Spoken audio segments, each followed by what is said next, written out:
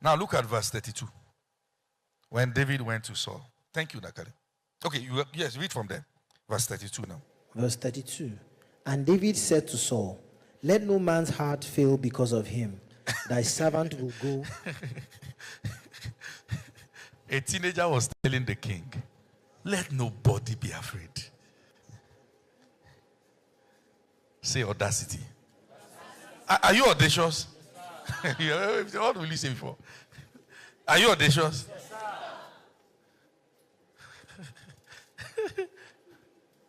David was telling the king, calm down.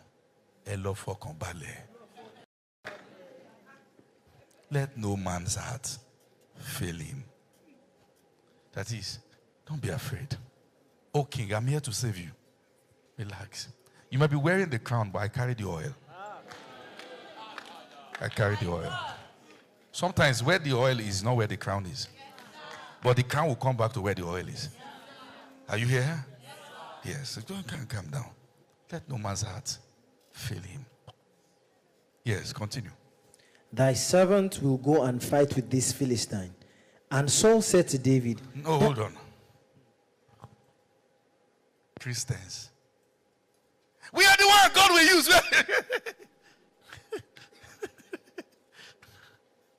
Are you ready to take the risk? History doesn't favor the timid. It doesn't speak well of them.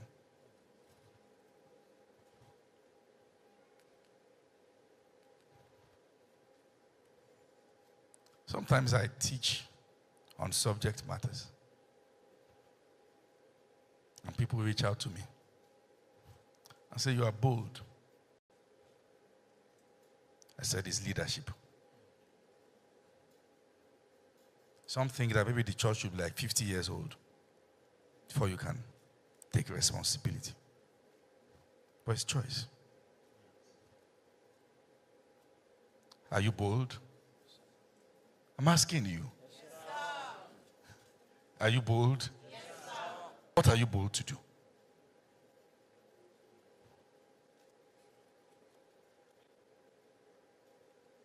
David saying, I will face Goliath means I'm ready to die. Let's jump a bit for the sake of time. You know,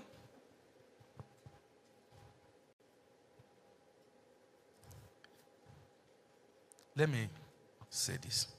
Don't tell anybody I told you.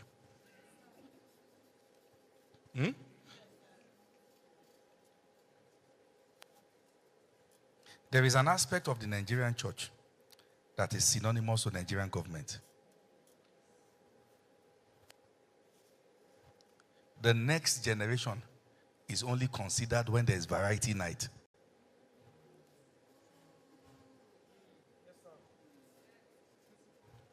If you are not careful as a young minister in Nigeria, the only thing you'll be useful for is teens camp. Don't tell anybody I told you. We don't prepare for transition. We don't. Many churches is gerontocracy. It's by the old. And they're on queue. If you are the one thinking it's Nigeria that there's queue. There's queue in churches. And the design is that before it will reach you, you would have crossed 70.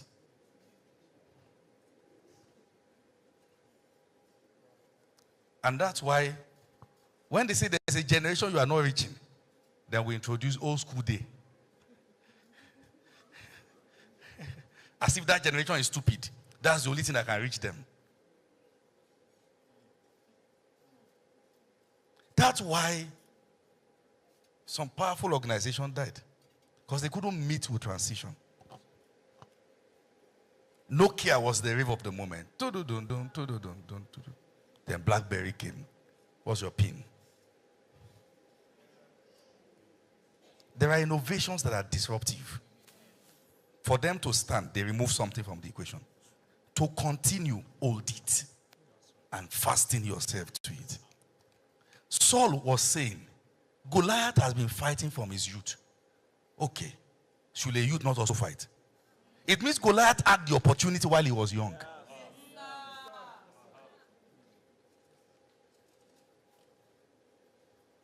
I'm sorry for what I said, but it's my own observation. That sometimes the politics in the country is small compared to churches. There are ministries that young people will have to leave to become anything. The highest you will do is Sunday school. You will not be blessed and you can't leave.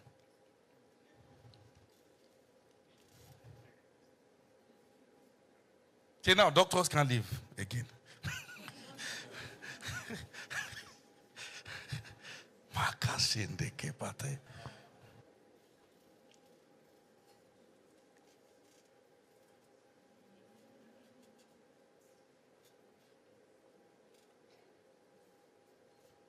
Don't let's create a system that people will have to rebel to enter the will of God. Just leave that there. Okay? So David said, I've killed my lion and bear. Go and listen to my teaching, Lion and Bear. I've taught on this. That is, I might be new in the arena. I've been fighting behind the scene. I have a track record of keeping whatever is committed to my hands.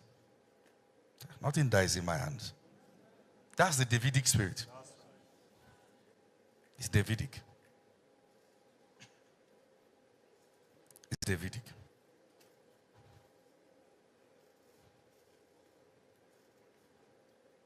Now, let's jump.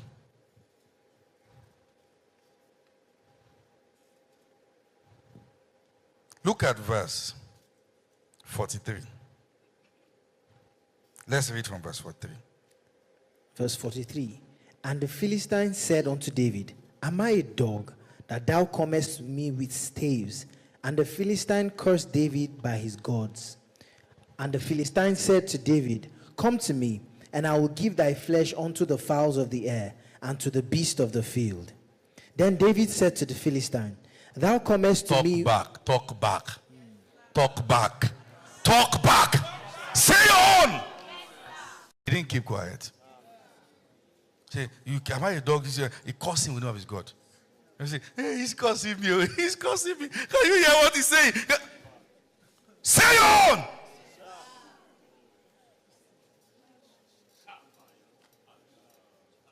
Are you here? Talk. Yes.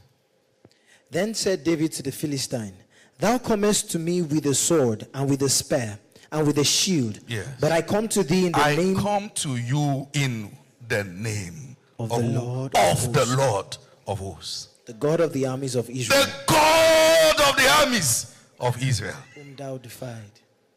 So when you were defying Israel, is God, their Godhead. And I've come in his name. That's power of attorney. I've come to represent him. Huh? Yes, 47. This day, 46. This day will the Lord deliver thee into my hand, and I will smite thee, and take thine head from thee, and I will give the carcasses of the host of the Philistines. Point and kill. Point and kill. See, listen.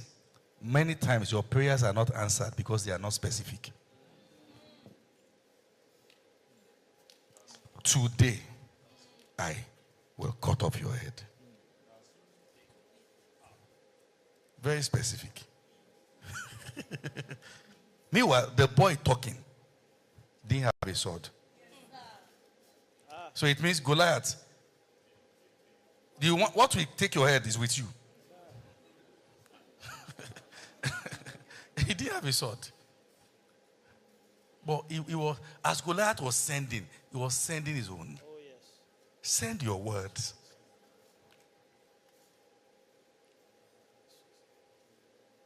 Men like me don't leave the earth until we have turned things upside down. I tell myself this every day when I wake up. People like me don't leave the scene in a hurry. We finish. When thought comes, say your own back. You speak. I say, we don't know what tomorrow holds. We don't know. We don't. Hey, then the devil will create one for you. Are you still here? Yes, sir. I will give your head to the birds of the air. Continue. Oh, yes. And I will give the carcasses of the host of Philistines this day unto the fowls of the air, and to the wild beasts of the earth, that all the earth may know that there is a God in Israel. And all this assembly shall know that the Lord saveth not with sword and spear, for the battle is the Lord's, and he will give you into my hands. And it came to pass, when the Philistine arose and came and drew nigh to David, and David hasted and ran toward the army to meet the Philistine. David ran towards guy. You are charging at me, I will charge at you too. What audacity.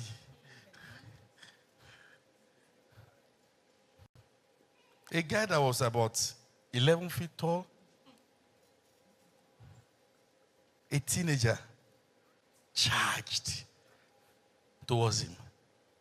Oh, you think you will run and I will wait? You know, Goliath must have been thinking, he was here about me. Is there someone else apart from you? But he said, I am coming against you in the name of the God of Israel's army. He knew specifically what will happen. And he launched the stone. And what happened? It sank in his forehead. Now, you must understand that this is a combination of skill plus the anointing. Because the Bible said David belonged to the bands of some guys who could aim stone at strands of hair. So he was not irresponsible. If it is about this stone, he knows it. Are you here? Yes, so don't just say, today God is going to give me this. Do you know your own onions? You must know it. I taught you on Sunday. Isaac will come, but Abraham must get back to work. That's the first miracle. You must know your onions. It's time to speak. And it's time to launch. Are we here? I said it's time to speak. And it's time to what? I said it's time to speak. And it's time to what? To launch. We will release the words and counter the effect of sorcery, of wizardry in the atmosphere. Then we will run also.